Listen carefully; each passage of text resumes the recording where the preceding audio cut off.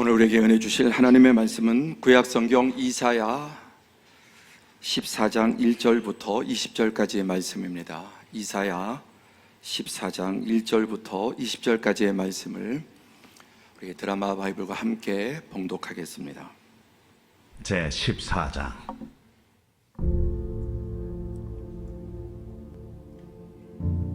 여호와께서 야곱을 긍휼히 여기시며 이스라엘을 다시 택하여 그들의 땅에 두시리니 나그네 된 자가 야곱 족속과 연합하여 그들에게 예속될 것이며 민족들이 그들을 데리고 그들의 본토에 돌아오리니 이스라엘 족속이 여호와의 땅에서 그들을 얻어 노비로 삼겠고 전에 자기를 사로잡던 자들을 사로잡고 자기를 압제하던 자들을 주관하리라.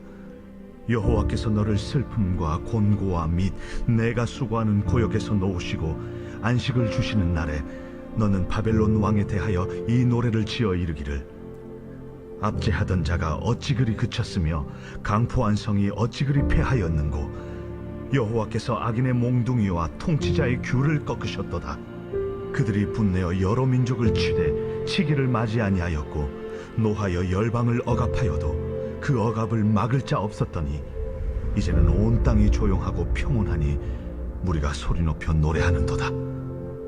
향나무와 레바논의 백향목도 너로 말미암아 기뻐하여 이르기를 내가 넘어져 있은즉 올라와서 우리를 베어버릴 자 없다 하는도다. 아래의 수월이 너로 말미암아 소동하여 내가 오는 것을 영접하되 그것이 세상의 모든 영웅을 너로 말미암아 움직이게 하며 열방의 모든 왕을 그들의 왕좌에서 일어서게 하므로 그들은 다 내게 말하여 이르기를 너도 우리같이 연약하게 되었느냐 너도 우리같이 되었느냐 하리로다. 내 영화가 수월에 떨어졌으며 내 비파 소리까지로다. 구더기가 내 아래 깔림이여 지렁이가 너를 덮었도다. 너 아침의 아들 계명성이여 어찌 그리 하늘에서 떨어졌으며 너 열국을 엎은 자여 어찌 그리 땅에 찍혔는고. 내가 내 마음에 이르기를 내가 하늘에 올라 하나님의 뭇별 위에 내 자리를 높이리라. 내가 북극 지폐의 산 위에 앉으리라. 가장 높은 구름에 올라가 지극히 높은 이와 같아지리라 하는도다. 그러나 이제 내가 수월 곧 구덩이 맨 밑에 떨어짐을 당하리로다. 너를 보는 이가 주목하여 너를 자세히 살펴보며 말하기를 이 사람이 땅을 진동시키며 열국을 놀라게 하며 세계를 황무하게 하며 성읍을 파괴하며 그에게 사로잡힌 자들을 집으로 놓아 보내지 아니하던 자가 아니냐 하리로다. 열방의 모든 왕들은 모두 각각 자기 집에서 영광 중에 작업만은 오직 너는 자기 무덤에서 내쫓겼으니 가증한 나무가지 같고 칼에 찔려 돌구덩이에 떨어진 주검들에 둘러싸였으니 밟힌 시체와 같도다. 내가 내 땅을 망하게 하였고 내 백성을 죽였으므로 그들과 함께 안장되지 못하나니 악을 행하는 자들의 후손은 영원히 이름이 불려지지 아니하리로다 할지니라. 아멘. 한 주간 동안 평안하셨습니까?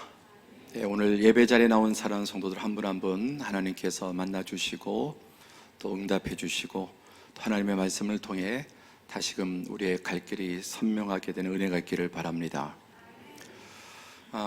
우리가 이렇게 세상을 살면서 참 제한된 삶을 살아갈 수밖에 없죠. 모든 것을 다 겪으며 살 수는 없습니다. 어쩌면 내 인생이 참 외길처럼 좁은 길을 살아가는데 그럼에도 불구하고 영화, 드라마, 또 소설 이런 매체들을 통해서 우리가 살아보지 않은 그 세상을 좀 간접적으로 경험할 수 있는 기회들이 있습니다. 2006년도에 개봉된 영화 가운데 악마는 프라다를 입는다라는 영화가 있었습니다. 이 영화의 내용은 세계적으로 유명한 가장 영향력 있는 잡지가 이 보그라고 하는 잡지라고 합니다. 패션 잡지인데 여기에 이제 편집장이 로렌 와이스버그라고 하는 여성인데 이 패션계 황제라고 합니다. 별명이 얼마나 영향력이 대단한지 패션계 황제라고 불리우는 여성인데 이제 이 악마는 프라다를 입는다고 하는 이 영화가 바로 이 사람 편집장 밑에 그 작가가 취직을 해서 비서로 일을 하고 한 그 경험을 이제 소설로 쓴 것이라고 합니다. 이 내용은 정말 이렇게 꼭대기 위로 올라갈수록 얼마나 정말 치열해야 되고 또 그 자리를 오르기 위해서 또 지키기 위해서 심지어 비열하게 또 매정하게 살아야 되는지, 뭐 패션 이런 업계들이 얼마나 겉으로 볼 때 화려하고 우아하고 아주 참 고상한 것 같지만 그 이면에, 표면은 그래 보여도 이면은 얼마나 그 세계가 치열하고 또 심지어는 야비한지 비열한지 이런 것들을 보여주는 영화입니다.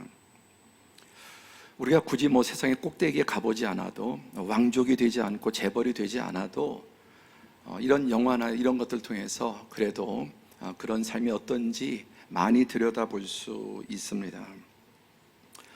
저는 이 영화를 이렇게 또 내용을 보면서 어떤 생각이 들었냐면은, 제목이 악마는 프라다를 입는다라는 제목인데, 프라다를 입고 싶으면 악마가 돼야 된다, 뭐 그런 뜻이 아닐까 그렇게 생각을 했습니다. 제 개인적으로. 물론 뭐 프라다든 뭐 이런 명품을 입는 사람들이 악마다, 그런 말은 당연히 아닙니다. 그런데 이 제목, 악마는 프라다를 입는다, 그러니까 그런 세상의 어떤 꼭대기 위로 올라가고 그러려면은 좀 악마적인 그런 일들도 하고 뭐 그래야, 그래서 일견 프라다를 입고 싶으면 좀 악마가 돼야 된다, 그런 제목도 가능하지 않을까 생각을 합니다. 여기에도 뭐 보이는 것처럼 이런 여러 가지 모습들도 하이힐에 삼지창에 꽂혀 있고 뭐 그런 뉘앙스를 잘 풍기는 것 같습니다. 기타 우리가 조폭 생활을 해보지 않아도 이런 조폭 영화를 통해서, 제목은 뭐 달콤한 인생이, 얼마나 그 조폭 세계가 이 청소년들 보면 되게 멋있어 보이고 사나이다 보이고 뭐 상남자의 삶 같지만 사실 그렇게 무슨 을이라든지 뭐 신이라든지 그런 세계가 아니라는 겁니다. 그야말로 가장 남자다운 것 같지만 가장 비열한 것이 그들의 세계, 또 뭐 이 검사들의 세계를 다룬 영화였습니다. 대한민국의 왕은 누군가, 정말 누가 이 나라를 주물럭거리는가. 역시 물론 모든 검사들이 다 그런 거 아니죠. 그러나 이 가운데 아주 사악한 정치 검사, 속이고 비열하고 악과 결탁하고, 그러니까 이런 면모들이 있으니까 뭐 지금 다 동의할 수는 없겠지만 어쨌든 검찰의 어떤 권력들을 빼앗고 이렇게 하는 것도, 이게 권력을 남용하는 그런 요소들이 역사 속에 많이 있었기 때문에 이제 그런 일들도 또 생기는 것 같습니다. 기타 뭐 내부자들 이런 영화를 보면은 참 이 모든 비빔밥이라고 할 수 있는데, 이 사회 상류층의 정계, 경제계, 언론계, 그리고 조폭, 이게 완전히 악의 비빔밥처럼 이 사회의 어떤 꼭대기 상류층에 있는 사람들의 그 삶의 모습이 어떠한가를 가보지 않아도 우리가 이런 것들을 통해서, 이게 단지 영화와 드라마가 아니라 그 이상인 경우도 많이 있다는 것을 알게 됩니다. 오늘 말씀의 제목은 피라미드 꼭대기에는 무엇이 있는가. 이 피라미드는 우리가 세상을 보는 시각이죠. 세상을 보는 틀이기도 합니다. 그래서 어릴 때부터 뭐 생물을 배울 때 뭐 어류의 피라미드가 있죠. 그래서 뭐 플랑크톤을 시작해서 제일 꼭대기에, 먹이사슬의 꼭대기에 최고의 포식자 뭐 이렇게 또 나오고, 뭐 또 조류에도 이렇게 또 최고의 포식자가 나오고, 뭐 기타, 그래서 각 분야에 뭐 식물의, 동물의, 조류에 이렇게 해서 온갖 그래서 위로 올라갈수록 최상위의 포식자들이 있다는 것을 우리는 생물을 통해서 배웁니다.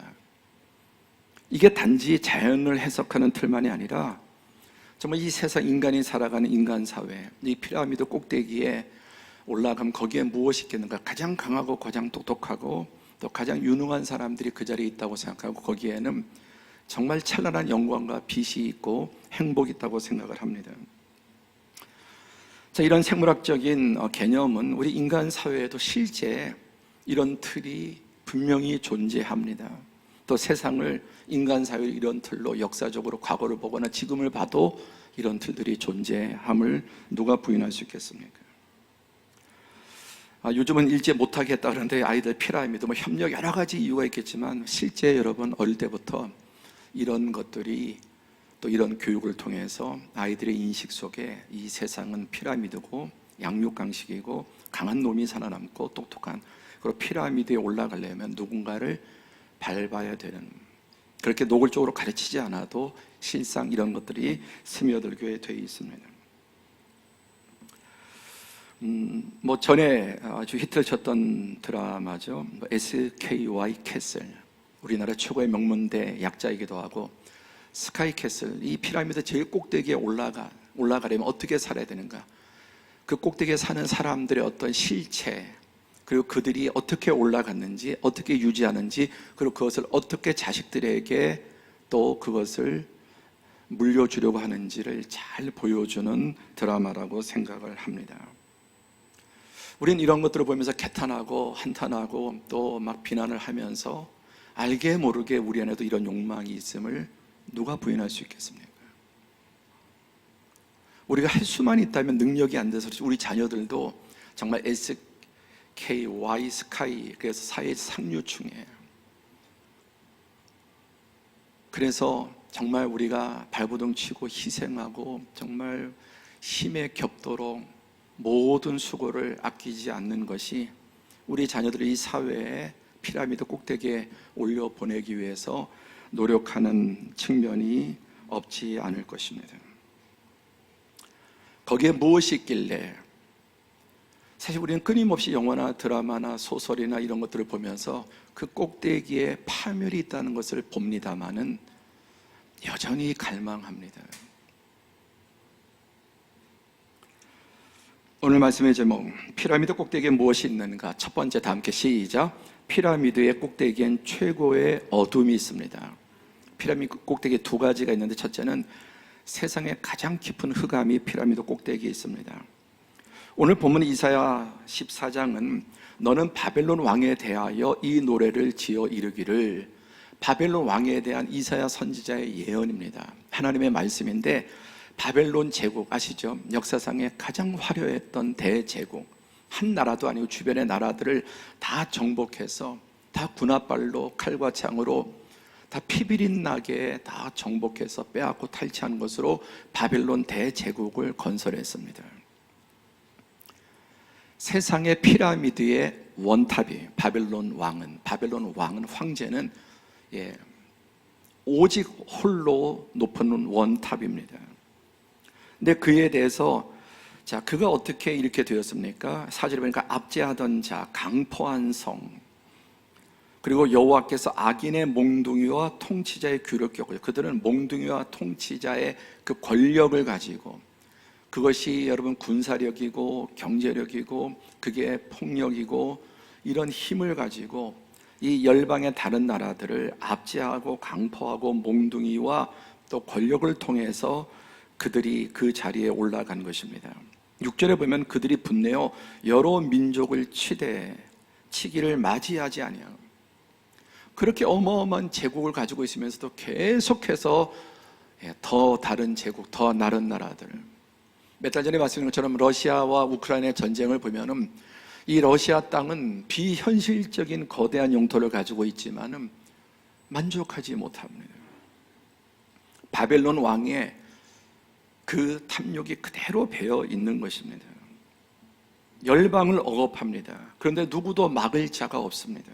너무 강력하고 너무 포악하니까 그렇게 해도 6절 끝에 막을 자가 없습니다. 더 나가서 11절에 보면 너 아침의 아들 계명성이여, 이 바벨론 왕을 12절에서는 아침의 아들 계명성, 가장 흑암에서 빛을 발하는 큰 별을 말합니다. 그런데 이게 바벨론 왕을 지칭하는 또 다른 이름인데, 뭐 지금으로 말하면 태양 같은 존재. 그런데 어찌 그리 하늘에서 떨어졌으며 어떻게 그렇게 그 자리에서 떨어질 수가 있는가? 또 열국을 뒤엎은 자, 땅에 찍혔다. 그 자리에서 그렇게 여러분 떨어지게 가능하냐? 열국을 다 쥐락펴락했던 그가 땅에 처박히고 찍히는 일들이 어떻게 가능한가? 더 나아가서 13절에 보면은 이 바벨론 왕, 다른 이름으로 계명성 루시퍼인데 13절에 내가 내 마음에 이르기를 내가 하늘에 올라 하나님의 뭇별 위에 내 자리를 높이리라. 이 세상의 황제도 왕들은 황제가 되고 싶어하고 황제는 신이 되고 싶어해서 동서고금을 막론하고 황제는 신성을 부여합니다.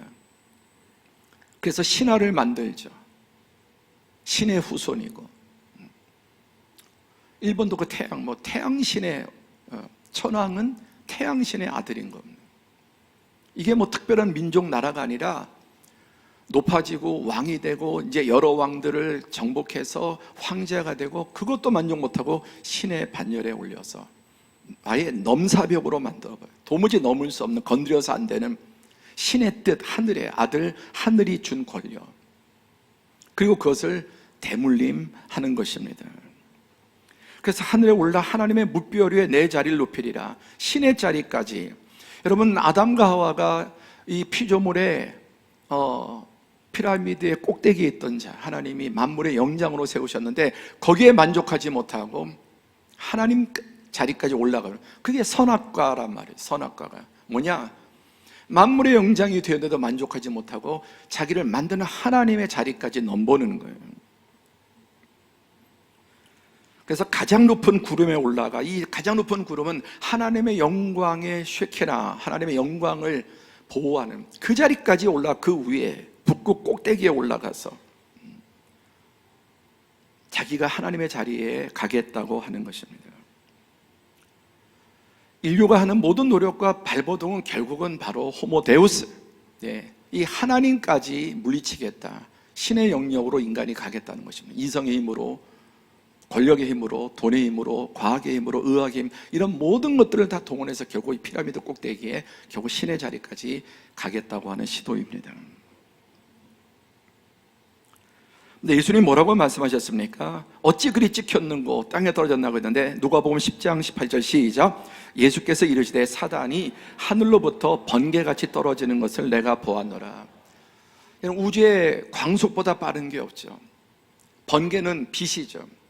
번개가 광속으로 하늘 꼭대기에서 땅에 찍히는 것처럼, 아까 바벨론 왕 루시퍼, 그리고 이 바벨론 왕은 이 세상의 피라미드의 정점에 있는 자일 뿐만 아니라 그 배후에 루시퍼, 사단의 영으로 살아가는, 사단의 탐욕으로 살아가는 사람을 말합니다. 바벨론 왕의 배후에는 사단이, 루시퍼가 있습니다. 그런데 그는 결국은 번개가 하늘로부터 땅에 떨어지는 것, 완전히 찍히는 것처럼 그렇게 떨어질 것이다. 가장 높은 곳에서 떨어질 때 올라가기는 수십 년이 걸려도 한순간에 광속처럼 찍히는 것을 우리가 많이 역사에서도 보고 지금도 봅니다. 최고의 권력의 자리에서 가장 비참한 자리로 한순간에 그냥 떨어지게 됩니다. 자, 이것을 또 다른 말로 오늘 15절에 그러나 이제 내가 수올 곧 구덩이 맨 밑에 떨어지면, 땅에 찍혔는데 그냥 지하까지, 수올은 무덤을 말합니다. 지하 세계를 말하고, 또 성경에서 지옥이나 지하 세계나 무덤을 말할 때 수올이라고 하는데, 하늘 꼭대기에서 떨어져서 찍혀서 그냥 지옥까지, 땅속까지, 구덩이까지 그렇게 떨어지게 된다는 것입니다. 16절에 보면 여러분 이 말씀을 생각해 보세요. 너를 보는 자가, 그 수올에서 이미 수올에 처박혀 있는 자들이 있는데, 그들도 왕이고 황제고 각 이 세상에 내노라는 자들 가운데 너를 보는 이가 주목하여 너를 자세히 보며 말하기를 이 사람이 땅을 진동시키며 열국을 놀라게 하며 세계를 황무하게 하며 성읍을 파괴하며 그에게 사로잡힌 자들을 집으로 놓아 보내지 아니하던 자가 아님. 아니, 이놈이 어떤 놈이야? 온 땅을 진동시키고 열국을 놀라게 하고 세계를 다 황무하고 파괴하고 그것을 밟고 일어서서 바벨론의 왕이지 않았느냐? 너도 여기 내려왔느냐? 그렇게 놀라면서 이 수월로 떨어진 이 바벨론 왕을 보면서 그렇게 놀란다는 말입니다. 그 다음에 땅은 어떻게 되면 실제로 이제 온 땅이 조용하고 평온하니 무리가 소리 높여 노래하도다. 그렇게 압제하고 또 고열을 짜내고 짓밟았던 이 바벨론 왕이 제거되고 나니까 온 땅이 조용하고 평안하고 무리들이 비명을 지르고 또 신음하던 그들이 노래를 부른다는 거예요. 더 나아가서 8절에 보면 향나무와 레바논의 백향목, 최고급 부자들과 왕들이 집을 짓고 궁전을 지을 때 사용할 수 있는, 아무나 쓸 수 없는 최고의 고급 목재들이에요. 그런데 향나무와 레바논의 백향목도 기뻐하는 거예요. 그게 무차별로 별목하고 베어가고 별장 만들고 또 궁궐 만들고 뭐 만들고. 그런데 이 나무들도 다 공포에 떨었는데 이제 이 바벨론 왕이 이렇게 제거되니까 이 자연계도 기뻐한다는 말입니다. 이젠 우리를 베어갈 자가 없을 거예요. 지금 지구상에 여러분 생태계 자연에 얼마나 심각하게, 그리고 과학자들이 예견했던 것보다 훨씬 빠르게 생태계 파괴가 진행되고 있음을 보면, 그 중에 아주 중요한 주제가 탄소 문제, 탄소 배출. 통계를 보니까 전 세계 가장 부유한 상위 10%가, 그러니까 피라미드 꼭대기에 있는 사람들이 이 지구상의 탄소 배출의 52%를 차지한다는 거예요. 그럼 10%의 사람이 10%만 배출해야 되는데 52%의 탄소를 배출한다는 겁니다. 지금 태평양이나 대서양 바다에 떠 있는 이 쓰레기 섬이 한반도의 7배나 되는, 그래서 이 5대양에 이런 어마어마한 쓰레기 섬들이 다 바다를 파괴하고 있고 공기를 파괴하고 생태계를 파괴하고, 전에는 뭐 100년 남았다 50년 남았다 그러는데 이제는 언제 이것이 파괴돼도 전혀 이상하지 않는 이런 더 빠르게 파괴되고 있습니다. 자, 이런 것들이 인간이 살아가면서 불가피하게 배출될 수 있겠죠. 그런데 문제는 이런 탄소 배출이나 쓰레기가 인간의 탐욕에 비례해서 더 빠르게 반드시 살아가는데 필요한 것만 배출된다면은 이렇게 종말을 당기지 않을 겁니다. 이 탄소 배출에서 무엇을 봅니까? 인간의 탐욕을 보아야 된다는 것입니다. 자연과 만물을 병들게 해서 사람만 파괴하는 게 아니라 피조물도 신음하고, 아까 백향목이나 이런 나무들이 이제 안심을 한다는 거예요.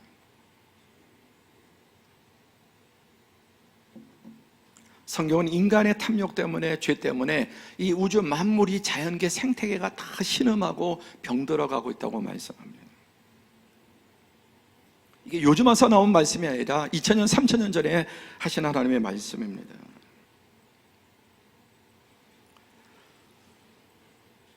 더 나가서 9절에 보면은 아래 스올이 너로 말미암아 소동하여 내가 오는 것을 영접하되, 이미 그 스올의 무덤에 던져졌던 수많은 악인들이 소동이래. 왜? 완전히 세상의 탑이 내려오는 거예요. 거기에 세상의 모든 영웅들, 그곳에 그 스올에 있는 열방의 모든 왕들, 세상의 모든 영웅들, 각계각층의 피라미드의 꼭대기에 있던 자들이 바벨론 왕이 찍혀서 거기에 들어오니까 소동을 하는 거예요. 저 역시 뭐 영화에서 본 그런 장면이지만, 교도소 같은데 어떤 특별한 죄수가 들어오면은 뭐 엄청난 조폭 두목이라든지 또 정치 이런 데는 교도소가 들썩들썩 떠들썩하고 비상이 걸린다고 하지 않습니까? 그런 얘기예요. 10절에 너조차도 우리처럼 이렇게 되었느냐. 11절 시작. 내 영화가 수월에 떨어졌으며 내 비파 소리까지로다. 구더기가 내 아래에 깔림이요 지렁이가 너를 덮어도다. 그 수월에 떨어지면은 요가 구더기고 지렁이가 이불이 되는 가장 영화로운 자리. 세상의 모든 진귀한 좋은 것들을 다 누리던 그가 그 소홀에 떨어져서 구더기가 요가 되고 지렁이가 이불이 되는 그런 비참한 신세로 전락한다고 말씀합니다. 더 나가서 여러분 19절에 오직 너는 자기 무덤에서 내쫓겼으니 가증한 나무가지 같고 칼에 찔려 돌구덩이에 떨어진 죽음들에 둘러싸여 있으니 밟히시제. 완전히 다 갈갈이 찢긴 이런 비참한 시체들을 말합니다. 무덤에서도 쫓겨나는 거예요. 무덤조차도 이 악인을 받아들이지 않습니다. 궁극적 결과는 20절에 악을 행하는 자들의 후손은 영원히 이름이 불려지지 아니하리로다. 그는 잠깐 몰락하고 일어서니 영원히 그들은 영원한 몰락과 멸망을 당할 것을 말씀합니다. 예수님께서 이 말씀에 하신 말씀 가운데 누가복음 5장 4절에서 4장 5절에서 7절에 보면 마귀가 또 예수를 이끌고 올라가서 순식간에 천하만국을 보이며, 예수님을 이끌고 올라가면 어디로? 피라미드 꼭대기로, 세상의 꼭대기로 올라가서 온 천하만국을 보이면서 이 모든 권위와 그 영광을 내가 내게 주리라. 이것은 내게 넘겨준 것이므로 내가 원하는 자에게 주노라. 그러므로 내가 만일 내게 절하면 다 내 것이 되리라. 예수님이 이 땅에 오셔서 구원하시고 40일 금식하고 가장 줄였을 때 마귀가 다가와서 예수님을 이끌고 올라갑니다. 그리고 온 천하 만국과 그 모든 권세와 영광을 보여주면서 이것은 내게 넘겨준 것이므로 내가 원하는 자에게 주겠다. 여러분, 이게 거짓말이에요. 이 모든 것은 하나님께서 인간에게 주신 거예요. 아담과 하와, 만물의 영장이라는 게 그래요. 우주 만물을 창조하시고 이 모든 것을 생육하고 번성하고 충만하고 정복하고 다스리하고 사람에게 주셨는데, 마귀가 인간을 꼬드겨서 네가 선악과를 따먹는 날 너는 정말 피라미드 꼭대기에 올라갈 거야. 그 말 듣고 하나님처럼 되려고 선악과를 따먹었다가 저주를 받아서 번개처럼 여러분 땅에 찍힌, 그게 바로 죄에서 가진 사망이에요. 그러니까 하나님이 인간에게 주신 것을 마귀에게 속아서 마귀에게 다 갖다 바친 겁니다. 원래 마귀에게 준 게 아니라 하나님이 창조하신 것을 하나님이 사람에게 주셨는데, 인간이 하는 말씀 불순종하고 하나님의 자리까지 올라가려고 하다가 저주를 받아서 땅에 떨어지고 찍히고 그 모든 것을 빼앗겼습니다. 인간이 마귀에게 준 건데 이제 마귀가 인간에게 쥐락펴락할 수 있도록 이렇게 바뀐 것입니다. 그러니까 내가 만일 내게 절하면 다 내 것이 되랴. 내가 시키는 대로만 하면 너는 피라미드 꼭대기에 올라갈 수 있어. 그래서 여러분, 이 피라미드 꼭대기에 올라가는 자들이 악을 계단으로 삼아서 더 큰 악을 행하고 더 강력한 악을 행하고 이러면 한 단 한 단 올라가게 되는 거예요. 그래서 사람들이 성공하기 위해서, 더 자기가 원하는 것을 얻기 위해서 이 사단이 깔아놓은 거짓된 계단, 이것에 올라, 그게 뭡니까? 그게 바로 악을 행하는 거고 타협하는 것이고 죄를 짓는 것입니다. 그리고 내가 이렇게 하면 너 더 벌 수 있고 더 올라갈 수 있어. 그리고 올라갑니다. 더 법니다. 권력도 차지합니다. 그런데 결과가 뭐냐? 그때 예수님께서 뭐라고 말씀하십니까? 8절 시작. 예수께서 대답하여 이르시되 기록된 바 주 너희 하나님께 경배하고 다만 그를 섬기라. 온 우주 만물의 하나님께서 인간을 만물의 영장으로, 선악과는 하나님을 섬기고 그 말씀을 순종하는. 그래서 예수님이 바로 이 말씀은 선악과에 대한 바로 그 말씀이에요. 같은 말씀이에요. 기록된 바 하나님 말씀하시되 주 너희 하나님을 경배하고 그만 섬기라. 그리고 세상은 경배하고 섬길 대상이 아니라 다스려야 될 대상이에요. 사업이 우상이 아니라 다스려야 되고, 돈이 우상이 아니라 다스려야 되고, 권력이 우상이 아니라 다스려야 되고, 그런데 거기에 절하게 되면 종이 되는 것입니다. 여러분, 언제나 사단이 인간을 미혹하는 3종 세트는 육신의 정욕, 안목의 정욕, 이생의 자랑이에요. 이건 아버지로부터 온 것이 아니라 세상으로부터 왔다. 사단으로부터 온 것이다. 육신의 정욕, 안목의 정욕, 이생의 자랑. 아까 예수님에게 이 돌들로 떡을 만들라, 비정상적인 방법. 하나님 식물에서 쌀에서 떡이 나오게 하시지 돌들로 하시는. 그런데 이런 반칙을 써서 네가 원하는 것을 이루라는 거예요. 너의 허기를 채우라는 거예요. 그 다음에 안목의 정욕, 꼭대기에 올라가서 세상 만물을 보여주면서 내게 절하면 다 이건 너한테 줄게. 너 내 말 들으면 이거 네가 원하는 것을 가질 수 있어요. 세 번째 이생의 자랑은 뭐죠? 성전 꼭대기에 올라가서 여기서 뛰어내리면은 너의 이 초능력을 보고 모든 사람이 인기, 명예, 그래서 육신의 정욕, 안목의 정욕, 이생의 자랑은 사단이 인간을 유혹하는 3종 세트. 보암직하고 먹음직하고 지혜롭게 할 만큼 탐스럽게 보이는 것입니다.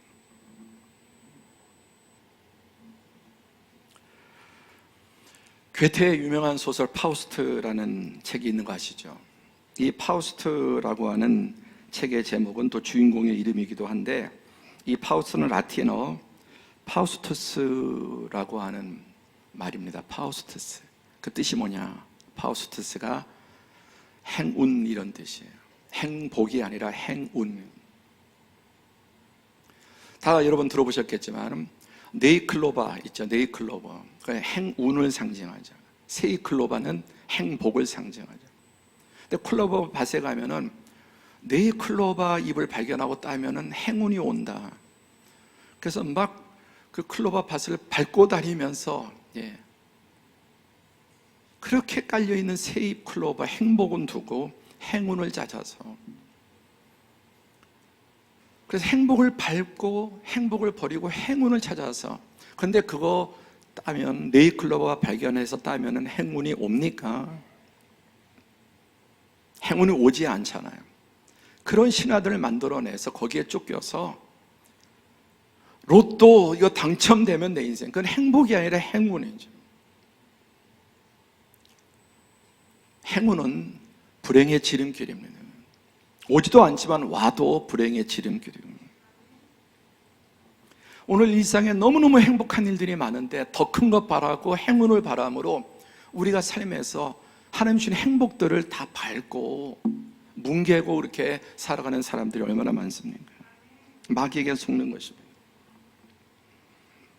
이 파우스트가 악마와 거래를 해서 자기 욕망을 채우기 위해서 악마와 거래함으로 악마가 이 욕망을 이루어지지만 결국 어떻게 됩니까? 마지막에 파멸. 더 나아가서 공멸이 오는 것 아닙니까? 우리도 여러분 날마다 거래합니다. 악마와. 날마다 우리의 삶에 사단이 네잎 클로버. 그래서 정상적인 절차와 방법과 시간을 뛰어넘어서 너 이렇게 하면 그게 여러분 악마가 깔아준 계단이에요. 그리고 그걸 밟으면 내가 피라미드에 올라간다고 생각하고 또 그런 일들이 일어납니다. 그러니까 세상의 피라미드 꼭대기에 가장 악한 자들이, 가장 어둠이 그곳에 있다는 말씀입니다. 힌두교의 교리, 불교도 이제 이런 교리를 채택하는데, 여러분 아수라장, 아수라판 이런 말 많이 듣죠. 이게 힌두교의 팔부신장이라고 8개 영역을 관장하는 신인데, 그 중에 이제 아수라라고 하는 거는 가장 이렇게 극렬하게 싸우는 영역을 말해요. 그래서 아수라장이라고 하는 것은 아기 다툼도 거기서 다 아기 다툼을 한다. 아기는 굶주려 죽은 귀신을 말하는데, 특징이 아무리 먹어도 절대 차지 않는 거예요. 밑빠진 독인 거예요. 그러니까 사단이 그 인간의 영속에 들어가서 아수라장이 되고 아기 다툼을, 그래서 피라미드 꼭대기에 올라가면 올라갈수록 치열해지는 거죠. 이등병은 누구나 됐군요. 1등병, 상병, 1등병 이렇게 올라가요. 그런데 올라가면 올라갈수록 점점 더 여러분 치열해지지 않습니까? 어떤 영역이든지. 그러니까 이 피라미드 꼭대기에 올라가면 올라갈수록 악의 다툼이 있고, 거기에는 누가 관장하느냐? 힌두교식으로 말하면 아수라. 거기서 아사리판이 벌어졌다, 그런 말도 다 그렇게 유래한 말들이죠. 한번 같이 읽어보죠. 시작. 피라미드 꼭대기에는 무엇이 있는가? 여러분, 피라미드 모든 영역에 마귀가 있고 악마가 있어요. 어디 특정한 영역에 있는 게 아니라 이 세상의 피라미드의 모든 곳에 사단이 있지만 밑바닥에 있는 악마보다 꼭대기에 있는 악마가 가장 악질의 악마가 그곳에 있습니다. 피라미드 꼭대기에 있는 악마가 최악의 최고의 악마입니다. 그래서 아까 그 영화 속에 권력과 금력과 언론과 조폭 이런 것들이 완전히 짬뽕처럼 비빔밥처럼, 그래서 그들의 카르텔을 통해서 계속 그 피라미드 꼭대기를 유지하고 물려주려고 하는.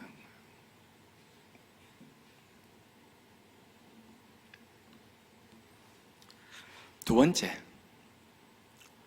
의외로 피라미드 꼭대기에는, 다 함께 시작, 피라미드 꼭대기엔 최고의 빛이 있습니다.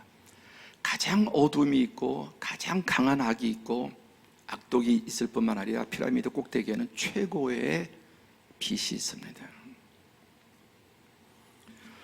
오늘 본문 1절에 보면 여호와께서 야곱을 긍휼히 여기시며, 이 말은 세상에 이 바벨론 왕에게, 루시퍼에게 깔려 짓밟히고 탈취당하고 피 흘린 그들을 긍휼히 여기시고 그들을 택하여 다시 그들의 땅, 하나님 원래 주신 그 땅을 회복하게 하시는, 누가? 여러분, 이 세상의 모든 피라미드 끝에는 악마가, 사단이 있고 그 사단의 대리자를 바벨론의 왕이라고 하는 겁니다. 그게 어떤 영역이든지. 그런데 그 꼭대기에 진정한 왕은 우리 하나님이 그 위에 계십니다.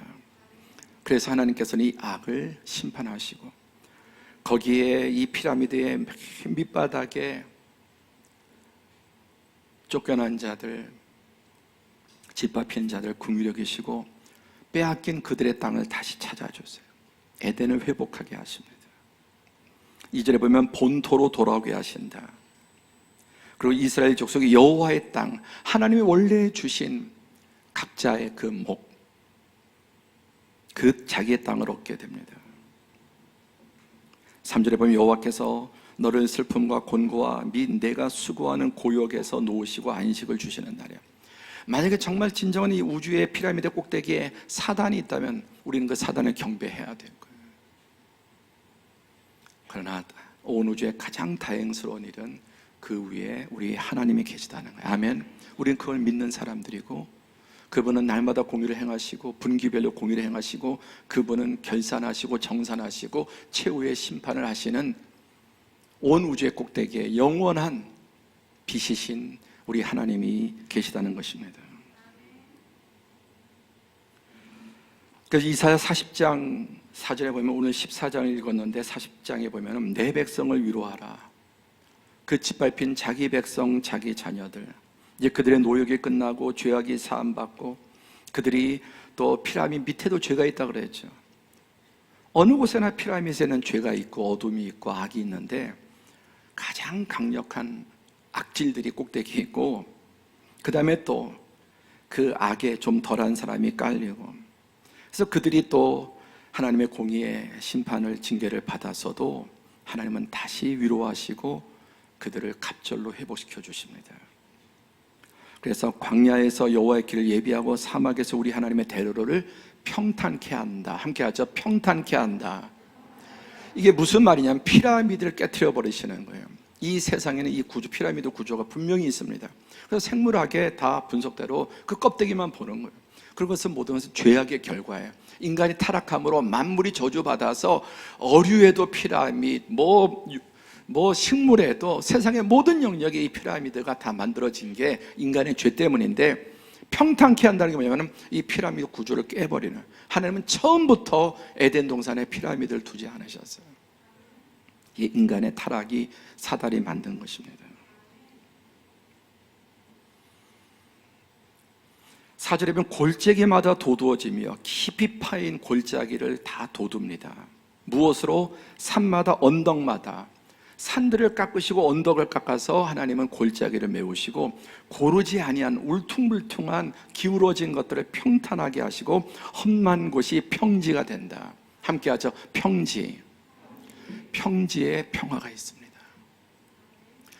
자연계든 물리적이든 여러분 화학이든 이 세상이든 이 모든 충돌과 문제와 혼란은 이 평탄하지 않은 데서 온 거예요. 바람이 왜 붑니까? 대기의 온도 차이. 바다가 왜 파도가 일어납니까? 이걸 계속해서 평탄하게 평지를 만드는, 그래야 여러분 자연기 보존되지, 그러지 않고 계속해서 일어나면 다 깨지는 거예요. 하나님은 끊임없이 인간이 만들어 온, 저주로 만들어 온 이 모든 불균형을 평탄게 하시고, 그리고 마지막 메시아께서 오셔서, 예수님 오셔서 골짜기는 다 돋우고 산들은 깎아내서 평탄하게 평지를 만드시는 것입니다. 메시아가 하는 일이 뭐냐? 구원이 뭐냐? 이 바벨론을 왕 제거하시고 이 압제당하는 자들을 일으켜 세우셔서 산은 깎고 골짜기는 메워서 평지를 만드는, 그래서 식물계, 동물계, 자연계 이 모든 것도 이사에 보면 메시아가 오시면 사자와 어린 양이 뛰놀고 어린아이가 독사굴에 손을 넣어도 독사가 물지 않는, 이게 하나님의 원래 창조가 회복되는, 메시아가 오셔서 다시 만유가 회복되는 것입니다. 스가랴 4장 7절에 보면 큰 산아 내가 무엇이랴, 내가 스룹바벨 앞에서 평지가 되리라. 스룹바벨은 실제 역사상의 인물인데 이름의 스룹바벨, 아들 바벨, 바벨론에서 태어난 아들. 그런데 이 스룹바벨이 태어나서 뭘 하냐면 큰 산을 허물고, 어떤 큰 산으로 다 허물고 평지를 만들어 버리는 거예요. 이 스룹바벨은 예수 그리스도의 모델입니다. 예수님이 이 땅에 오셔서 세상에 이 피라미드 꼭대기에 있는 황제들이든 그게 어떤 경제, 정치, 언론 어떤 분야든지 간에 이 불의하게 올라간 피라미드 꼭대기에 올라간 자들을 깨트리시고 그들을 무너뜨리시고, 그리고 세상에 골짜기에 처한, 수월에 처한 자들을 일으켜 세우셔서 그 악인들은 쫓겨나고 수월이 있을 곳도 없게 만드시지만 세상을 평탄하게 만드시는,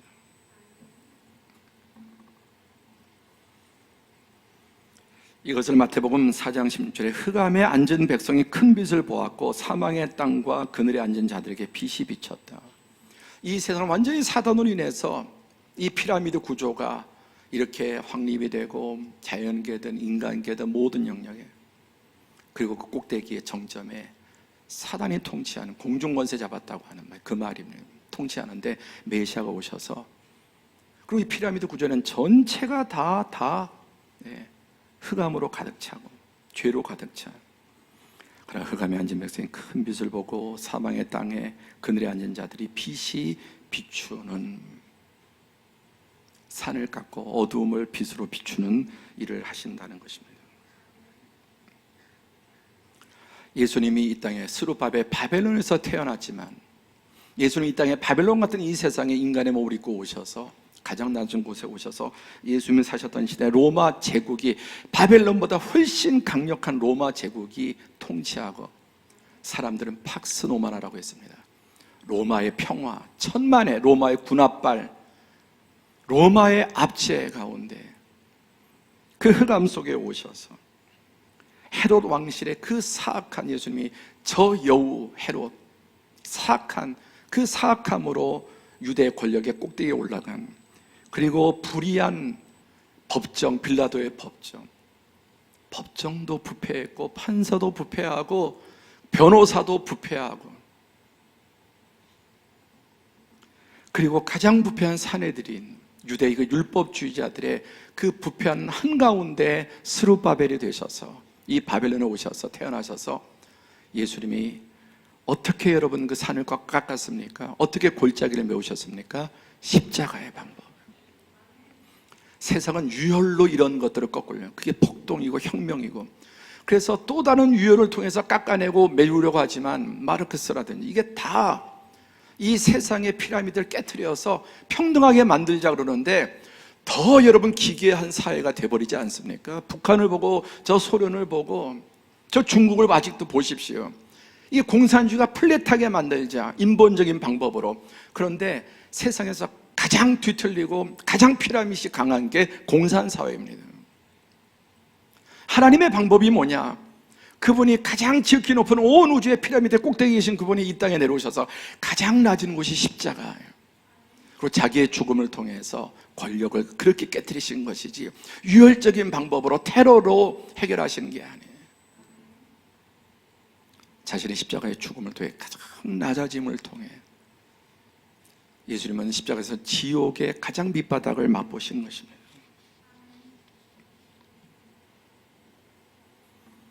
그리고 다 이뤘다고 말씀하시고 이제 끝이 아니라 너희 안에 이 마음을 품어라. 우리에게 말씀하시기를 이 사단의 마음을, 바벨론 왕의 마음을 품지 말고 너희도 이 예수 그리스도의 마음을 품고, 그는 그리스도 예수의 마음이 근본 하나님의 본체, 온 우주의 영원한 유일한 정말 원탑이신 분이지만 그 자리에 있지 않고 스스로 자기를 비워 종의 형체를 가져 사람들 같이 되었고, 이 바벨론 로마 제국의 한가운데 오셨고 스룹바벨 바벨론의 아들로서 인간으로 태어나셔서 자기를 낮추시고 죽기까지 복종하셨으니 십자가에 죽는 우주의 영원한 꼭대기에서 가장 낮은 곳으로 내려오셔 자기 희생을 통해서 산을 깎으시고 골짜기를 메우신 것입니다.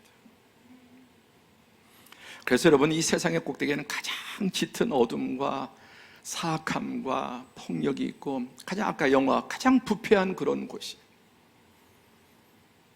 최악이 피라미드 꼭대기였지만 반대로 피라미드 꼭대기에는 최상의 빛이 있고 선이 있고 의롭습니다. 피라미드 꼭대기에 누가 있는가, 무엇이 있는가? 우리는 거기에 행복이 있고 광명이 있고 거기에 정말 인간의 가장 정말 뭐 에덴이 있는 것처럼 착각합니다. 이게 세상이 여러분 바라보는 피라미드의 꼭대기, 밑으로 갈수록 어둡고 위로 갈수록 밝아지고, 그렇지 않습니다. 우리나라도 정치계 꼭대기, 경제계 꼭대기, 언론의, 종교의 각계각층의 꼭대기에 누가 있느냐, 빛의 사람이 있느냐 어둠의 사람이 있느냐에 따라서 세상이 달라져요. 그래서 빛을 가진 사람이, 진정한 이 선과 의와 예수 그리스도의 의를 가진 사람이 꼭대기에 올라가면 올라갈수록 그 영향력이 엄청난 것입니다. 반딧불도 빛이지만 태양빛이 다른 것처럼 정말 예수님의 영을 가진 사람, 하나님의 영이 가진 사람이, 우리는 그 구조를 인정하지 않지만 그러나 세상의 현실이 죄악이에요. 그런 사람이 정말 위로 가면 갈수록 그 빛과 그 선한 영향력은 차원이 달라지는 것입니다. 이 세상에 각 영역들이 있죠. 아까 문화계도 있고 정치계도 있고 경제계도 있고 학계도 있고, 그 꼭대기에 누가 있느냐. 저는 요즘 너무 우리 교단에 대해서 감사하고 또 기뻐합니다. 저는 정말 성도들에게 부끄럽고 제자들에게 부끄럽고, 왜 교단 꼭대기에 이 사내들인 같은 정치꾼들이나 악한 자들이 있으면 교단이 다 더러워져. 하나님께서 은혜 주셔서 정말 귀한 분들이 우리 교단에 총회장이 이렇게 계시는 거예요. 그러니까 교단이 달라져요. 예수님 당시의 사내들인 바리새인 서기관 대제사장들, 빌라도보다 헤롯보다 더 사악한 자들이에요. 꼭대기예요. 우리 사회의 정치의 꼭대기에 누가 있느냐, 여러분 회사의 꼭대기에 누가 있느냐에 따라서, 언론계에도, 여러분의 기업에도, 직장에도 그 꼭대기에 누가 있느냐, 피라미드 꼭대기에 누가 앉아있느냐에 따라서 완전히 달라지는 거예요. 세상이 점점 더 살기 힘들고 어려워지고 정말 못 살겠다 아우성에 나오는 이유는 이 피라미드 꼭대기에 있는 사람들이 어둠과 악에 사로잡혀 있을 때 세상은 점점 더 힘들어집니다. 그러나 세상이 그나마 이렇게 살만하고 참 세상 좋아졌다 이렇게 말할 수 있다면 그것은 이 피라미드 꼭대기에 있는 사람들이 정의롭고 또 선을 좋아하고 의로운 사람들이 그 자리에 있으면 그런 결과가 오게 될 것입니다. 말씀을 맺겠습니다. 여러분은 지금 이 피라미드의 어디쯤에 계시다고 생각하세요? 사실 이런 인식 자체를 깨트려야 합니다. 복음은 이런 인식 자체, 세상을 이렇게 보는 이런 인식 자체를 깨트려야 돼요. 그러니까 에덴은 태산이 아니라 동산이란 말이에요. 플랫한 것이고, 그러나 우리가 살고 있는 세상의 실제 모습은 스카이 캐슬처럼 나도 어떻게든지 거기에 올라가려고 하고, 또 그것을 얻은 것을 어떻게든지 빼앗기지 않으려고 하고 대물림해 주려고 하는 그 악귀, 아수라가 그 꼭대기에 있다고 말씀드렸습니다. 현실적으로 물어보면 여러분은 지금 사회 피라미드에서 어디 정도에 있다고 생각하십니까? 어디든 어둠이 있습니다. 어디든 악이 있습니다.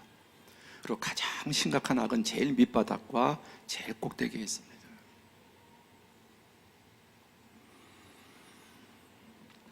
이런 세상 속에서 주님은 스룹바벨이 되셔서 바벨론의 아들로 태어나셔서 바벨론을 바꾸셨는데, 다니엘도 그랬고 요셉은 애굽에서 그가 빛의 아들이 예수님의 진정한 제자가 그 꼭대기에 있을 때 그 시대 그 죄악 속에서도 하나님은 하나님의 구원을 이루셨습니다. 우리가 육신적인 이런 바벨탑의 꼭대기로, 그리고 피라미드의 꼭대기로 올라가려고 할 것이 아니라, 그리고 사단이 한 계단 한 계단, 그 사단이 놓은 계단은 불의와 악과 죄와 불법입니다. 그러나 의를 행하고 말씀대로 살아가면 내리막길 같아요. 그러나 그것이 빛으로 나가고 생명으로 나가고 세상을 살리는, 정말 그렇게 살아가는 사람이 바닥에 있든지 중간에 있든지 어디에 있든지 꼭대기에 있든지 이 세상을 살리고 변화시키는 하나님의 사람이 될 것입니다. 기도하겠습니다.